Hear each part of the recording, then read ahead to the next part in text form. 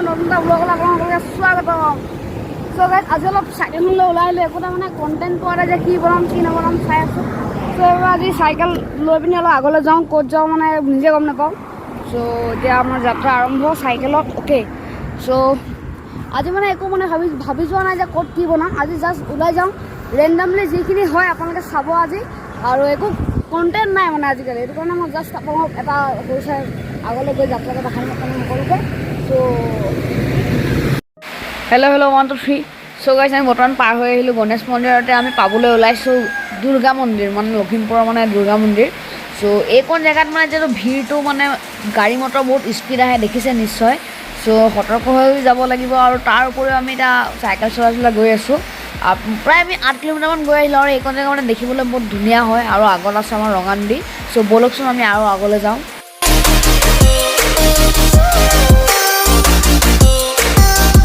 চ' guys আমি আছোঁ গণেশ মন্দিৰৰ ওচৰতে, আৰু এতিয়া এইকণতে নতুনকৈ এটা বাইপাছ বনালে। চ' বহুত দিন হ'ল এইপিনে অহা নাই, আৰু পূৰা মানে ভিৰ, ট্ৰেফিক, আৰু ভাগৰ লাগি গৈছে। চাইকেল লৈ বহুত নম্বৰত আহিছোঁ। চ' আৰু অকণ আমি আগলৈ যাম, এইপিনে আৰু অকণ যাম। কি চেঞ্জ কৰিলে আমি চাম, কি কি চেঞ্জ হ'ল। চ'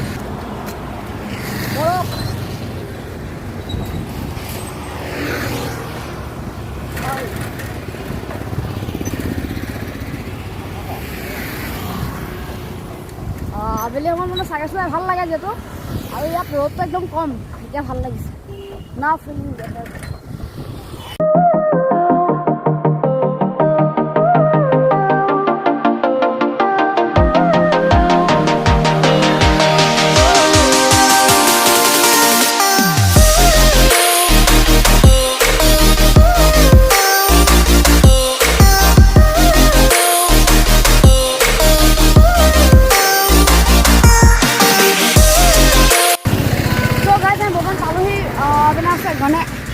দুৰ্গা মন্দিৰ।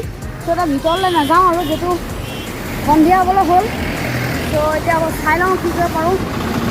চ' এতিয়া আৰু অকণ আগলৈ যাম, আগলৈ গৈ পিনি যাম। ট্ৰেফিক বহুত ইয়াত। দুৰ্গা মন্দিৰ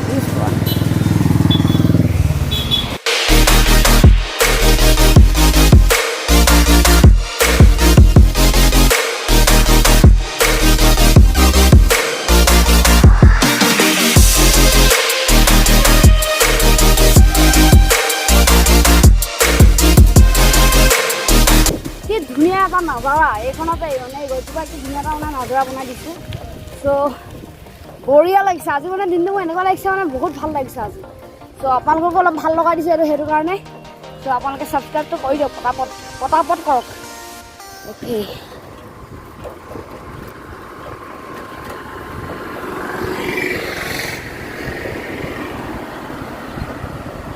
চ' গাইজ আমি খন্তেক সময়ৰ পাছত পাই যাম ৰঙা নদী, আৰু ৰঙা নদী যোৱা প্লেন লগাই দিলোঁ। আৰু অলপ আগত পালে পাই যাম ৰঙা নদী, এখন ধুনীয়া নদী মানে আমাৰ লখিমপুৰৰ। চ' ব'লক মোৰ লগত। A few moments later. So' guys আহি ফাইনেলি আমি পালোহি ৰঙা নদী। আমাৰ লখিমপুৰৰ মানে এখন নদী য'ত আমি কওঁ ৰঙা নদী বুলি। চ' ইয়াত মাথাউৰিটো ধুনীয়াকৈ দিয়া হৈছে, আৰু মাজতে শুনিছিলোঁ ইয়াৰ মাথাউৰিটো ভাঙি গৈছিলে বুলি আগতে বানপানীৰ কাৰণে। চ' যিহেতু এতিয়া অলপো কমা নাই, এতিয়া বৰ্তমান আকৌ নতুনকৈ মাথাউৰি বনালে, দেখিছে।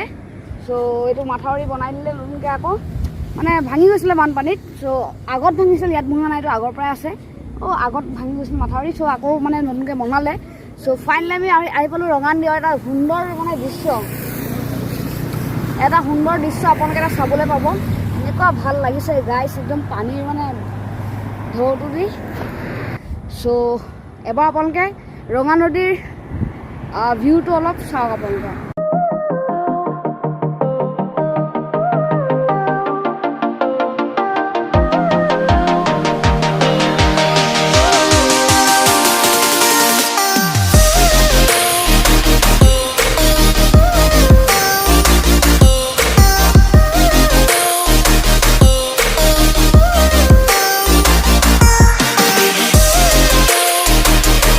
গাইছ এইখনৰ পৰা এই ৱেডাৰটো এবাৰ চাওক।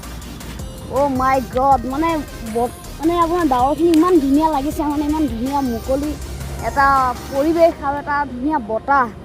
নদী পাৰৰ যোনটো বতাহ ন, সেইটো বতাহৰ মানে ঠাণ্ডা কৰি দিয়ে গাটো, শীতল কৰি পেলাই। চ' এতিয়া যিহেতু সন্ধিয়া হ'বলৈ হৈছে প্ৰায় এতিয়া আমি যাম ঘৰলৈ আৰু বাই বাই ৰঙা নদী চি ইউ চুন আকৌ লগ পাম চ' বৰ্তমান আমি যাওঁ ঘৰলৈ আৰু এবাৰ এইপিনে চাওক এইখন হৈছে দলংখন ৰঙা নদী দলং বুলি কোৱা হয় য়েছ okay so' bye bye everyone আকৌ লগ পাম